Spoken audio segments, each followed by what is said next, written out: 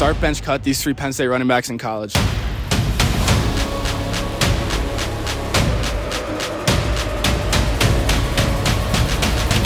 you tell me who Penn State football is playing this weekend? Sorry, what?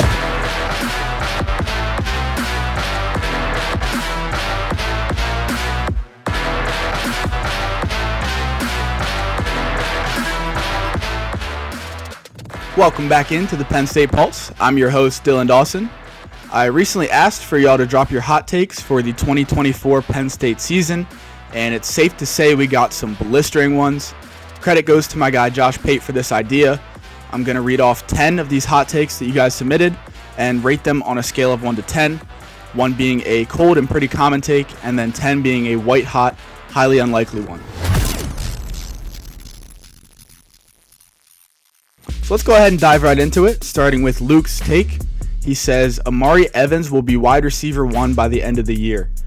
Omari is mainly competing with Trey Wallace, Julian Fleming, Liam Clifford, and Caden Saunders for that top spot. Omari has been a buzzy name this offseason and will compete for one of those 3 starting spots.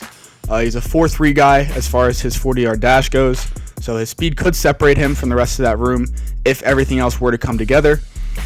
I think this is a possibility, just not a likely one. So Luke's take to start us off gets a 9 out of 10 on the hot take scale.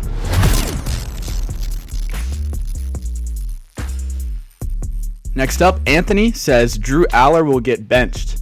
So you have to look at the room, who would be pushing him for that starting role. Jackson Smolik out for the season, likely the whole season with an injury. Ethan Grunkmeyer, although he'll eventually be very good in my opinion, shouldn't be ready to go this season as a true freshman, so that pretty much just leaves Bo Perbula. How bad does Drew have to perform, though, to actually get benched for Bo? I think that would require him to actually regress from last season, and that would come under a new coordinator who is planning to simplify the offense and build it around Drew's strengths. So I do think Drew takes a pretty good step forward this year, and I don't see this one happening at all. Anthony's hot take receives a 9.5 out of 10.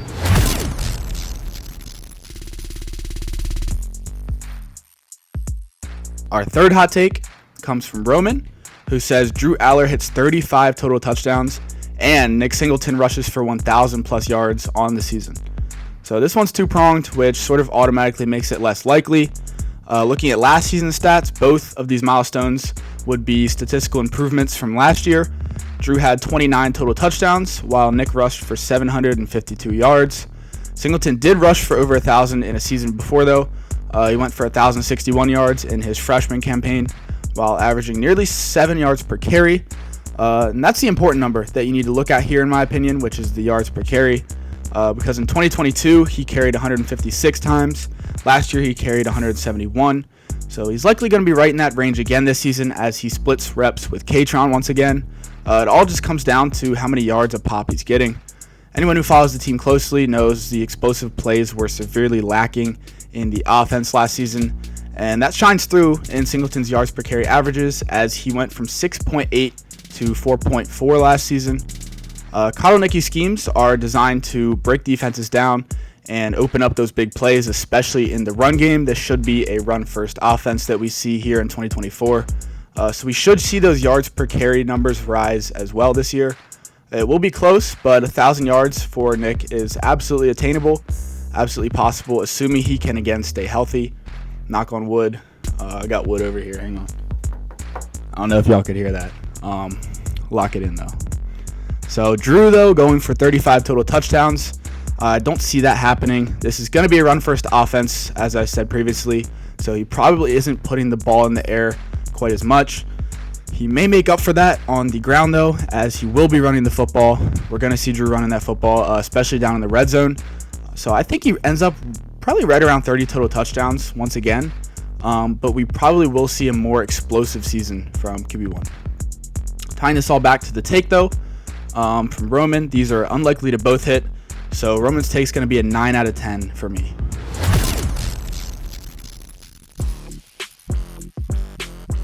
Moving on, Mike says Tyler Warren becomes first-team All-American. There's only one tight end that makes that first-team All-American list each season, unlike other positions like running back and receiver where they have a couple or three. So Mike's basically saying that Warren would be widely recognized as the top tight end in college football this season. I certainly think that's possible, but that's a tough feat to accomplish. Tyler has the size. He's 6'6", 260. He has the speed, athleticism, hands, but so do some other guys around the country. You have Mitchell Evans at Notre Dame, Colston Loveland at Michigan, Justin Joly at NC State, Ben Brahmer at Iowa State, just to name a few. So Warren has a lot of competition for that top spot, but I wouldn't rule him out. I'm going to give Mike's take an 8.5 out of 10 on the scale. Next up, we have Brian's take, who says James Franklin gets fired. So Brian's just going all in here. I thought this would be a good one to include so that I could give my thoughts on this and address a lot of the talking heads who say this should or could happen. First of all, it's not going to happen. This is a 10 out of 10 white hot take, and I'm going to tell you why. No hate to Brian, by the way, or anyone else who believes this, by the way. Everyone's entitled to their own opinions, and at the end of the day, it's a sport. It's meant to be fun, shared with each other, especially those of us rooting for the same team. So when people ask me why Franklin shouldn't be fired, I like to break it down into 3 simple categories, which is resources, recruiting, and on-field production. They all tie together pretty well. When you look at resources, Penn State is probably in the 20 to 30 range nationally as far as money going into their football program. James Franklin and Penn State are turning those resources into recruiting classes consistently in the 10 to 15 or 16 range nationally. Sure, they get the occasional 5-star or the top 100 player. Penn State just landed Kevin Brown from Harrisburg, actually, as I'm recording this. But the classes always shake out to that typical range. So talent-wise, PSU is a top 10 to 15 team in the country most years. They are finishing right in that range every year in the rankings, the AP, the college football playoff polls, sometimes a little bit higher. So the ideas like Franklin wastes talent or that PSU underperforms every year, it's all just an agenda that's been brought to life by probably fans who are tired of going 10-2 almost every year. I get it. It's frustrating. I hate losing to the same teams every year too, but it all starts at the top with resources and donors. I hate that college football is the way it is right now with the pay for play going on, but you have to adapt to it or you will fall behind, and Penn State is currently a bit behind. PSU reported about $7 million in donations last year, while Michigan was around $35 million and Ohio State at $56 million. So you can't expect to beat teams consistently every year who are spending 5 or 8 times more than you on their programs. It's just not realistic. Believe me, I want nothing more than to see a Penn State football championship in my lifetime. I'm frustrated too, but you have to take those things into account and set realistic expectations with this program, because you're just letting yourself down every year if it's natty or bust in your head. So bringing this back to Franklin, Pat Kraft and the other higher-ups in the university are aware of all of this, and there's just no way Franklin's fired unless he steers the program completely off the tracks. Dozens and dozens of teams would kill to be in PSU's current position. That concludes my rant. Hopefully that can open at least one person's eyes to what's been going on behind the curtain here at Penn State.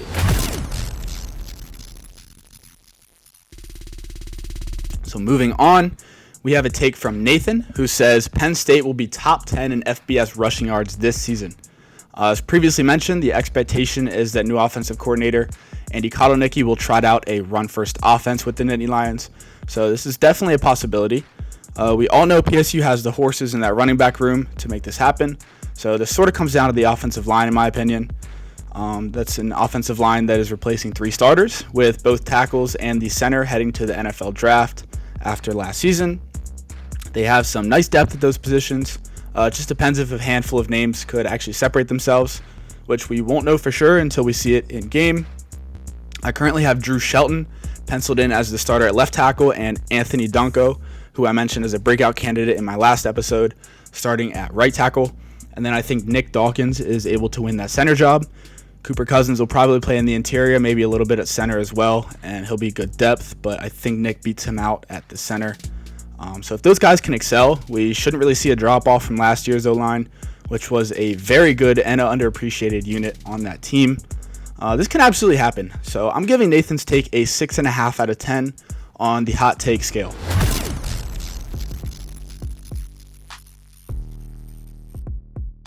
Next up, Mark says Caden Saunders breaks out and has 750 plus receiving yards this year.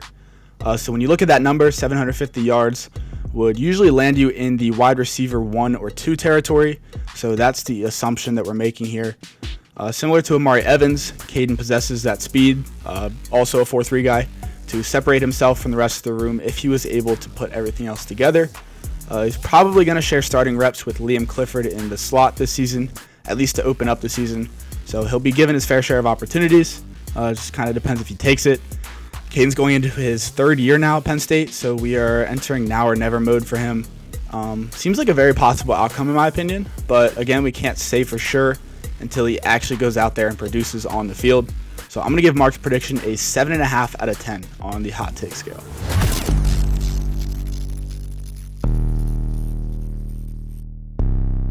Number 8, moving on, Sohan says Penn State beats Ohio State and goes undefeated in 2024. So when you break down the schedule, OSU should be the only team that Penn State is actually an underdog to. So this isn't as far-fetched as it may seem.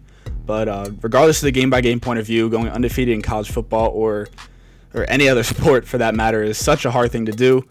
For PSU, that would mean that with injuries and everything else taken into account, you're still able to get past teams like Ohio State, Wisconsin, USC, Washington, West Virginia, UCLA. Pretty much half their schedule is at least decent opponents. And not to mention, they actually have a stretch where they play 4 of those 5 teams that I just listed in a row. Beating Ohio State alone is going to be tough. They haven't done it since 2016 for a reason. But as of now, the Buckeyes are, I think, 2 or 3 point favorites in Happy Valley. I don't think this one happens, but you can't rule it out. Sohan's take grades out at a 9 out of 10 on the hot take scale.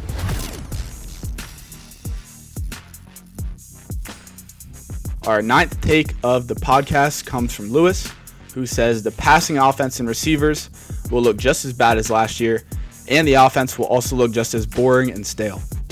So I can go ahead and say right away that the second part of that about the offense being boring and stale will not be true. At all of his stops, new OC Andy Kotelnicki has run an exciting and explosive offense, so I can confidently say that even if his product somehow ends up bad, it will not be boring, it will not be stale, it'll be a lot of fun to watch. I don't think it'll be bad, by the way, but we'll see if it can reach that elite status. So does the passing game essentially make no progress? The receivers make no progress at all this year. It wasn't bad at all last year. They just had 2 main issues in general. The first was obviously lack of explosive plays, which in the pass game ties back into Lewis's comment about the wide receivers. They struggled to create separation and get open all season long. I believe that's a big focus for AK this year, as he's putting a ton of time and effort into making the scheme much easier for the receivers to work out of. The offense should be much more explosive this year, both in the pass and run game. The fact that this take is no improvement at all, instead of at least a bit of improvement, is highly unlikely to happen. So this is going to get a 9.5 out of 10 on the hot take scale. I think that passing game, those wide receivers do take a step forward, and the offense is far from stale, far from boring.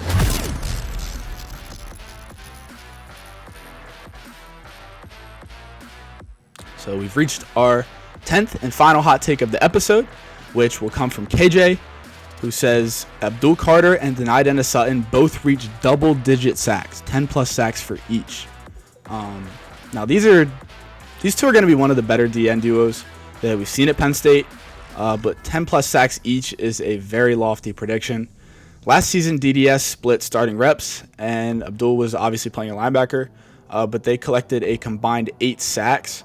I believe it was 4.5 for Abdul and 3.5 for Denai. But they'll both have increased opportunities to actually rush the passer this year. But again, that's quite the bar to set. So although we should see an exceptional and productive season out of both guys, I don't think 10 sacks each will happen. KJ's take grades out at a 9 out of 10 on the hot take scale. I would say one of those guys hitting double digits, though, can certainly happen. Probably say that's about a 7 out of 10, that at least one of those guys gets to 10 sacks. So there you have it, 10 of your hot takes, ranging from the firing of James Franklin to the Nittany Lions going undefeated in 2024. Thank you so much for watching. This has been episode 3 of the Penn State Pulse. I'm Dylan Dawson, signing off. Have a good one.